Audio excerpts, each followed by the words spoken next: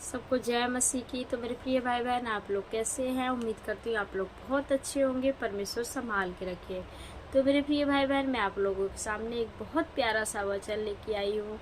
और आप लोग अगर मेरी वीडियो को देख रहे हैं तो प्लीज़ आप लोग परमेश्वर के वचन को अगर देख रहे हैं तो शुरू से लेके अंत तक देखिए, तभी आप लोगों को वचन समझ में आएगा और परमेश्वर आप लोगों को आशीष देंगे। क्योंकि वचन पढ़े और सुने जाने वालों को परमेश्वर बहुत सारी आशीष देंगे और आशीष देते हैं। तो परमेश्वर आपको आशीष दे। तो चलिए हम वचन देखते हैं। तो हमारा आज का वचन है कुरिन्थियों का हम पढ़ेंगे 18, 19, 20 अध्याय तक। तो मेरे प्रिय भाई बहन, हम चलते हैं वचन की तरफ और वचन पढ़ते हैं और परमेश्वर से वचन के आधार पे बातचीत करते हैं। तो हम अपना वचन शुरू करते हैं। बेविचार से बचे रहो। जिस तने अन्य पाप मनुष्य करता है वो हृदय के बाहर है। यानी कि परमेश्वर बता रहे हैं, जितने मनुष्य बेविचार से बचे रहो और जितने अन्य पाप मनुष्य करता है वो हृदय के बाहर होता है। तो जो अन्य पाप हम लोग करते हैं, जैसे किसी को कुछ कह देना, किसी को बोल देना, किसी को गाली दे देना, किसी को कुछ भी कहना, ये अन्य पाप हो गया। तो मेरे प्रिय भाई बहन, और आगे पढ़ते हैं। परंतु विचार करने वाला अपनी ही हृदय के विरुद्ध पाप करता है। किंतु विचार करने वाला अपने हृदय के विरुद्ध पाप करता है। यानी कि मेरे प्रिय भाई बहन, हमें बेविचार नहीं करना है। बेविचार का कहना का मतलब ये है, क्योंकि जैसे किसी के ऊपर बुरी नजर डालना, किसी को देखना, किसी के बारे में गलत सोचना, गलत भावना अपने मन में रखना, अपने दिल में, अपने हृदय में रखना, तो ये हमारा बेविचार है मेरे प्रिय भाई बहन। तो हमें ऐसा नहीं करना है। हमें अगर किसी को देखना है तो एक दूसरे की रक्षा करना चाहिए और रक्षे की तरफ बढ़ना चाहिए। ये वचन बता रहा है मेरे प्रिय भाई बहन, मैं अपनी तरफ से नहीं कह रही हूँ। क्योंकि तुम नहीं जानते कि तुम्हारा हृदय पवित्र आत्मा का मंदिर है। तो मेरे प्रिय भाई बहन, परमेश्वर बता रहे, क्योंकि तुम नहीं जानते कि तुम्हारा हृदय पवित्र आत्मा का मंदिर है। क्योंकि जब परमेश्वर ने हमें बनाया तो अपने स्वरूप अनुसार हमें बनाया। तो मेरे प्रिय भाई बहन, परमेश्वर कहते हैं, मुझे मंदिर में, मस्जिद में, फोटो में मत पुकारो, तुम अपने हृदय से मुझे पुकारो, अपने मन, अपने आत्मा से मुझे पुकारो। तुम्हारा आत्मा ही, तुम्हारा हृदय ही मेरा मंदिर है।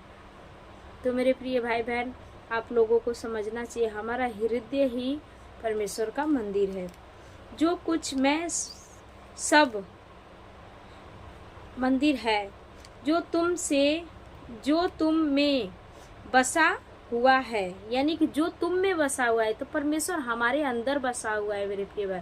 जब हम मसीह में आते हैं ना, तो हम सब बुराई, सब बेविचार, सब बातें भूलकर हम परमेश्वर को अपना लेते हैं, परमेश्वर को जान लेते हैं।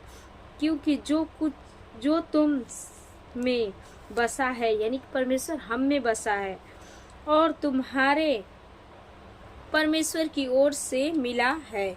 क्योंकि ये परमेश्वर की ओर से ही हमारा शरीर मिला है, हमें परमेश्वर ने ही बनाया है। तो मेरे प्रिय भाई बहन, ये हमें जरूर याद रखना चाहिए कि ये जो भी कुछ आज हम हैं तो परमेश्वर का ही देन है। तो परमेश्वर की कृपा हमारे ऊपर बनी है, परमेश्वर की ओर से मिला है। क्योंकि दाम देकर मोल लिया है, क्योंकि दाम देकर मोल लिया गए हो। क्योंकि दाम देकर परमेश्वर ने हमें मोल लिया है। क्योंकि अपने हृदय के द्वारा ही महिमा करो। तो मेरे प्रिय भाई बहन, क्योंकि परमेश्वर बता रहे, क्योंकि तुम नहीं जानते कि क्योंकि तुम्हें दाम देकर मोल लिया हूँ मैंने। तो मेरे प्रिय भाई बहन, परमेश्वर ने हमारे लिए, बेविचार करने वालों की धरती पे इतना पाप बढ़ गया था कि परमेश्वर ने अपने प्राण को त्याग दिया, क्रूस पे चढ़े गए, अपने लहू को बहाकर, अपने जीवन को कुर्बान करके हमें मोल खरीद लिया है, हमें मोल ले लिया है मेरे प्रिय भाई बहन। सारे हमारी जितनी भी बुराइयां परमेश्वर ने क्रूस पे सारी हमारे पापों के लिए परमेश्वर अपने जीवन को, अपनी पूरी जिंदगी को कुर्बान कर दिए। तो हमें उन्होंने मोल ले लिया, तो हमें उनकी कुर्बानी को भूलना नहीं चाहिए मेरे प्रिय भाई बहन। इसलिए अपने हृदय के द्वारा परमेश्वर की महिमा करो, क्योंकि ये जो हृदय है इसके द्वारा तुम परमेश्वर की महिमा करो।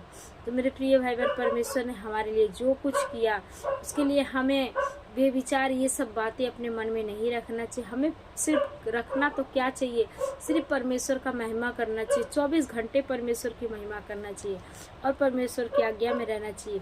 हमें कोई दुख, कोई परेशानी हो तो किसी और से नहीं कहना है, सिर्फ परमेश्वर से हमें बताना है। तो मेरे प्रिय भाई बहन, ये वचन आप लोग सुने, पढ़े जाने और सुने जाने वालों लोगों को सबको परमेश्वर आशीष दे और सबकी हर परेशानी, हर मुसीबत को, हर चिंता को, हर कर्जे वाली दुष्ट आत्मा को, सबको परमेश्वर यीशु नासरी के नाम से दूर हो जाए मेरे प्रिय भाई बहन के जीवन से। मैं यही परमेश्वर से दुआ करती हूँ। हे मेरे यीशु राजा, हे मेरे परमेश्वर, हे मेरे स्वर्ग पिता, विराजमान आप स्वर्ग में हैं। सारी चिंता, ये वचन जो मेरे भाई बहन पढ़ें, उन लोगों की जीवन से जो भी बुराई, जो भी परेशानी, जो भी दुष्ट आत्मा उन्हें घेरी है, जो भी परेशान है, जो भी उनके दिलो दिमाग में जो भी अगर कचड़ा है, सब यीशु नासरी के नाम से निकल जाए। मैं उन्हें घोषित करती हूँ कि सब निकल जाए यीशु नासरी के नाम से।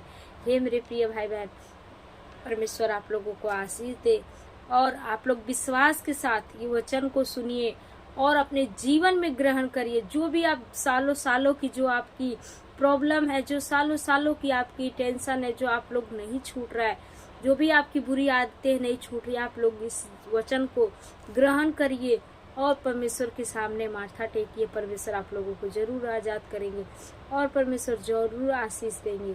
तो सबको जय मसीह की। God bless you.